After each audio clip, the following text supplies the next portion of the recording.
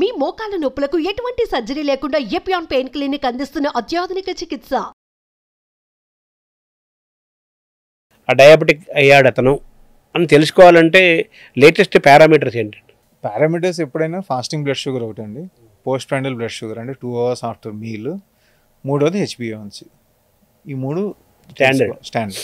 ఈ మూడు కలిపి కోరిలేట్ చేసుకున్నప్పుడే తెలుస్తుంది. సరే, దీనికి అసోసియేటెడ్గా ఏమైనా ఉన్నాయా? ఇండియన్స్లో ట్రైగ్లిసరైడ్స్ ఎక్కువ ఉంటాయి, బ్యాడ్ కొలెస్ట్రాల్.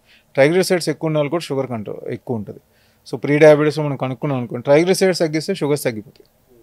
సో దీనికి మెడిసిన్స్ అక్కర్లేదు, అవి తగ్గించుకోవడానికి స్వీట్స్ ఆపేయడం, కార్బోహైడ్రేట్స్ తగ్గేయడం, ఎక్సర్సైజ్ చేయడం వల్ల అవి తగ్గుతాయి, లేదా మందులతో తగ్గుతాయి. సో ఇది ఆపుకోగలుగుతాం. హార్ట్ డిసీజెస్ ఆపుకోగలుగుతాం, కిడ్నీ డిసీజెస్ ఆపగలుగుతాం.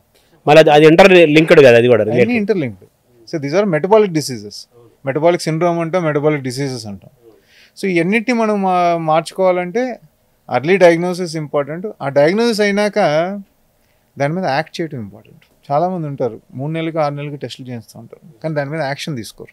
టెస్ట్ వల్ల ఉపయోగం తెలుసుకోవడం తప్పితే ఏమైనా, నాకు ప్రాబ్లం ఉందని తెలుసుకున్నాక ప్రాబ్లం ఎలా ఉందని మళ్ళీ 3 నెలలు తెలుసుకోవాలంటే దానికి 3 నెలలకు మనం ఏదైనా వర్క్ చేయాలి కదా దాని మీద. సో అది చేయకుండా మనం తెలుసుకుంటే అక్కడే ఉంటుంది, లేకపోతే కొంచెం బ్యాడ్గా అవుద్ది. Preventive health checkups, employee health checkups, camps, దీనివల్ల మీకు కనీసం అవగాహన రావడం వల్ల అది తొందరగా యాక్షన్ తీసుకుంటే లాంగ్ టర్మ్ ఎఫెక్ట్స్ రాకుండా ఉంటాయి. గైడ్లైన్స్ ప్రకారం 100 కింద ఉండాలండి నాన్ డయాబెటిక్ అంటే. 101 to 125 ప్రీ డయాబెటీస్ అంట, 126 పైన డయాబెటీస్ అంట.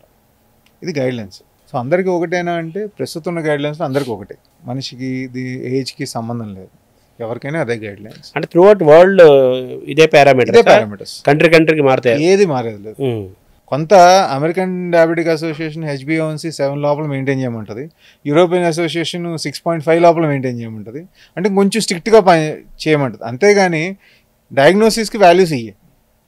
కంట్రోల్కి కొంత చేంజ్ ఉంది, అంటే కొంత రిలాక్సేషన్ ఇస్తారు అమెరికన్స్, యూరోపియన్స్ మోర్ స్ట్రిక్ట్గా ఉంటారు.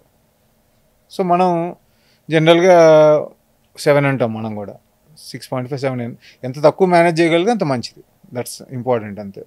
టెస్టులకి వెళ్ళబోయే ముందు స్ట్రిక్ట్గా ఏమేమి పాటించాలి? ఫస్ట్ మీరు రోజు చేసే పని మార్చకండి. రేపు టెస్ట్ చేస్తున్నామని చెప్పి వాళ్ళు రాత్రి ఉపవాసం ఉంటాము, జాగ్రత్తగా తింటాము, రోజు చేసే పనులు చేయకుండా జాగ్రత్తగా తిని పొద్దున్న టెస్ట్ చేసుకోవడంలో మిమ్మల్ని మీరు మోసం చేసుకోవడం తప్పితే ఏం ఉపయోగం ఉండదు. ఫస్ట్. సెకండ్, లాస్ట్ మీల్ తర్వాత కనీసం 10 to 12 hours ఆగాలి ఫాస్టింగ్ శాంపుల్ ఇవ్వాలంటే. రాత్రి అంతా పార్టీ చేసుకుని 1 గంట దాకా పొద్దున్న 7ంటికి ఇస్తే కరెక్ట్గా రాదు. మీరు రోజు ఏం చేస్తున్నారో అదే చేయండి, అప్పుడే తెలిసేది ఏం జరుగుతుంది. అవును, అంతే కదా. అదే కానీ 4 రోజులు జాగ్రత్తగా పస్తులు ఉండి 5వ రోజు చెక్ చేసుకుని డాక్టర్ దగ్గరికి వెళ్దామంటే మిమ్మల్ని మీరు మోసం చేసుకోవడం అంటే మాకు ఉపయోగం లేదు కదా. అదే దొంగను పట్టుకున్నట్టుగా మనలో జబ్బును మనం పట్టుకోవాలంటే ఎలా ఉన్నాం అలాగే టెస్ట్ చేసుకోవాలి. బిఫోర్ ఫాస్టింగ్, అది తర్వాత ఫుడ్ తీసుకున్న బ్రేక్ఫాస్ట్ చేసినాక 2 hours కానీ, లంచ్ చేసినాక 2 hours కానీ, డిన్నర్ చేసినాక 2 hours, ఏ టెస్ట్ అయినా చేసుకోవచ్చు.